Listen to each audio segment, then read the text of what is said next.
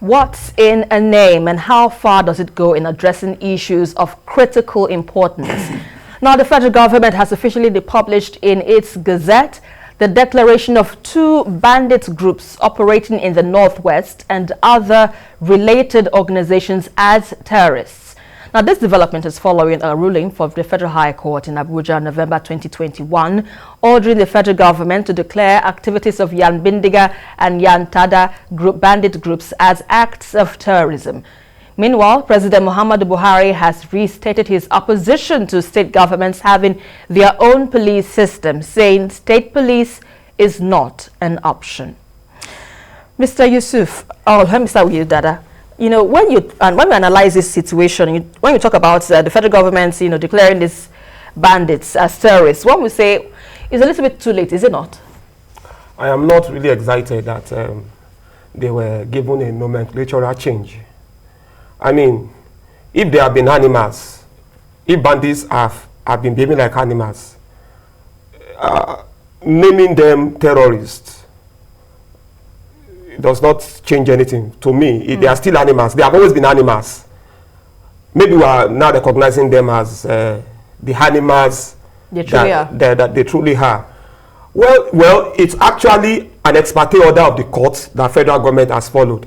Justice Taiwo gave that order, even though of course the matter was initiated by the federal government, and then they declared, he gave the order that they should be declared as terrorists. It's fine. But the truth of what maybe this will probably, the fact that they have been given a new name could motivate our security agencies or to do more. I don't know. We have always recognized Boko Haram and ISWAP as terrorists. We are still where we are, although we have made some modest progress.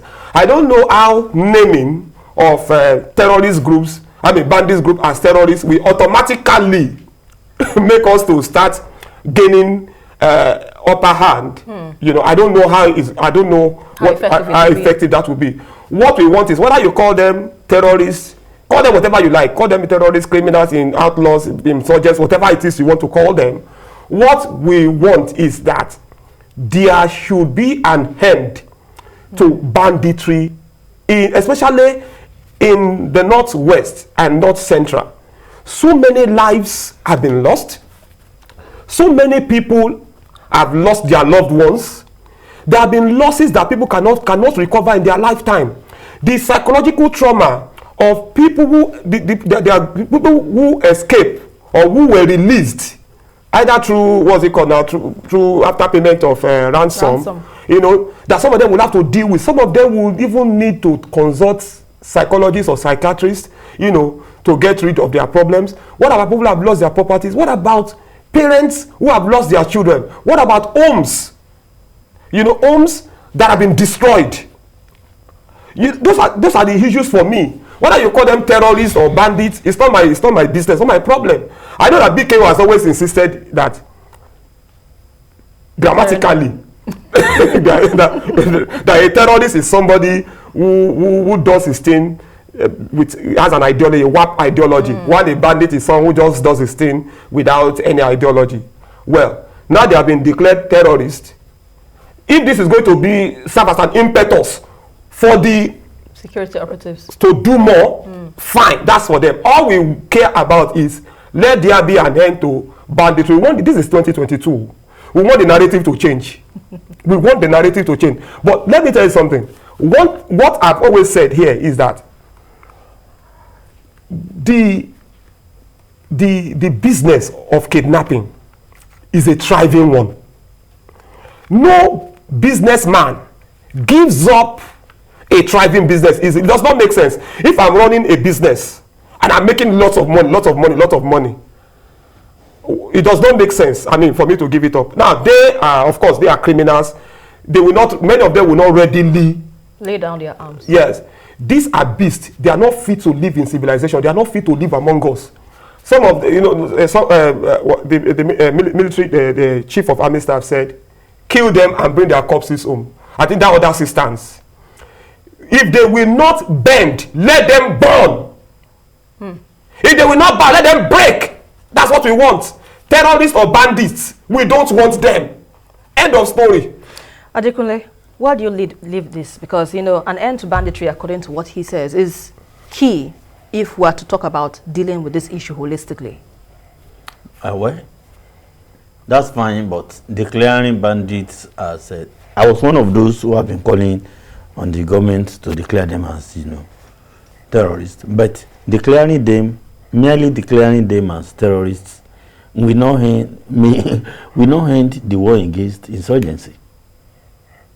There are a lot of things we need to happen before we do so. But one benefit, which I think can happen here is, you know, when you get to the international community to buy arms and ammunition, there are these issues around human rights and all those things. So, but when you label these people as terrorists, such things don't come up. You get my point? The government has always been afraid because when you declare people as a group as terrorists, they are always afraid of the international dimension, the image and all that. You know, many countries will just flag you as, you know, a risk, you know, country that has, yeah, I get you. Then inflow of, you know, direct foreign investment and all those things. I think these are some of the concerns of the government. But now, this matter has come to a level that nobody can hide anymore. You know, we need to do whatever is proper. Now, that has been done. So, but anyone who is just, you know, excited about this, maybe doesn't understand what is going on.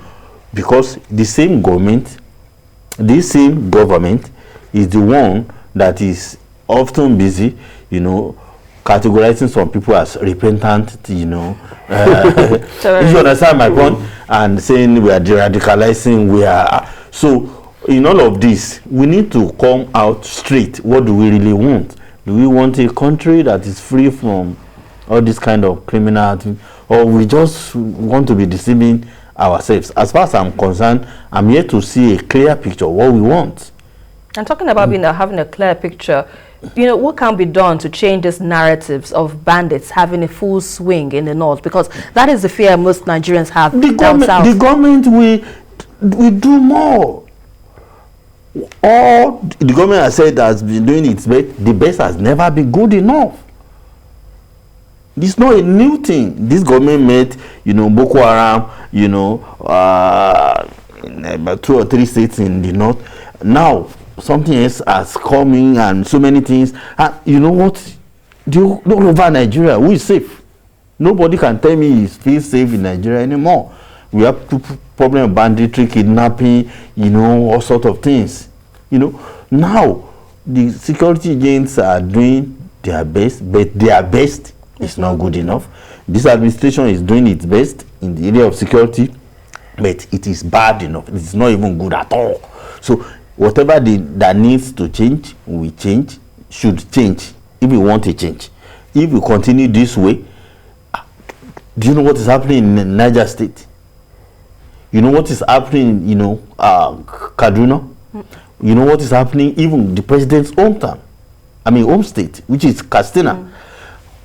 All these states used to be peaceful before, you know, this government. So what we are saying is security crisis got worsened under this administration. They need to do more to fix it. They still have time. Right. They still have whatever it takes. And everything is adjusted. And let's quickly take this call from Kaduna. Elder Dari, please go ahead with your contribution. Yeah, good evening, journalist Hangout, and to Mr. Adekunle, happy birthday. Good evening, sir. Thank you, sir. Sometimes this is what we're talking about. The government was kind of reluctant to actually gazette the decision of the court. It's rather unfortunate, but when IPOB it took them 48 hours. I mean, what are we talking about? In this same country, until they were forced to gazette, they were not willing to.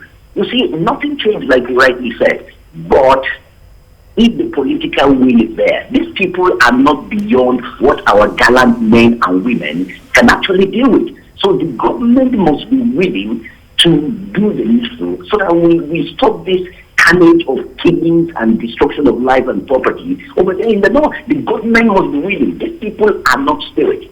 I just pray that the government will do what it makes all of them. Good evening, and God bless you. Many thanks for that contribution, Elder Dari.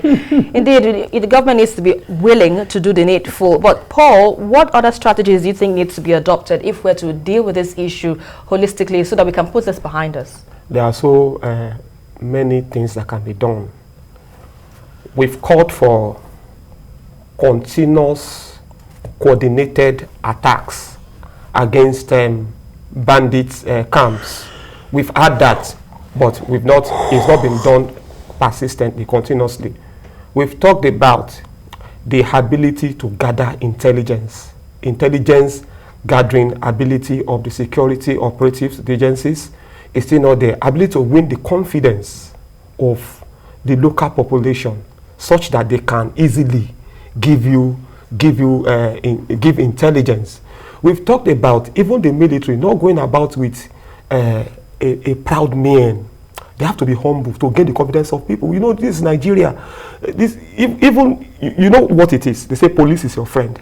And then if a dead body, if somebody falls now and then is dead, people are afraid. If I take him to the police station, now they go force hold. You know, that kind of mentality.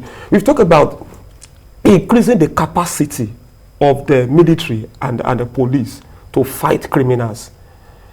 In a case where bandits are carrying superior weapons, and then what can you do? Even the policeman will run for his life. So these are issues that need to be done. And whatever we can do, I know that I also called for something. I called for a serious national security summit where you have people come together and prefer solutions. Right. Because if you keep doing the same thing the same way and expect a different result, you are deceiving yourself. So we need to improve. We need to improve in a very remarkable way. We want to hear what you have done. We want to hear that the worst of us can't be lording it over the best of us. There are very few. How many are they compared to good Nigerians? You know, so a lot has to be done. And we want the narrative to change for the first time this year. All right, let's quickly talk about this situation when the president has restated his opposition to state governments having their own police system, saying that state police is not an option. Adekunle, what's your take on this? Well, as I say this way, anybody, whether the president, governor, anybody in Nigeria today who is opposed to state police is either totally out of touch with what is happening in Nigeria, or two, the person is not a sincere human being. Maybe you don't know what is happening in Nigeria, or you are not just somebody who cares. In Nigeria today, there is nowhere that is safe. The primary purpose of any government, anywhere, that's security. Has this government be able to deliver that? The people know the answer. So when we now say have state police, we are not saying dismantle the federal police.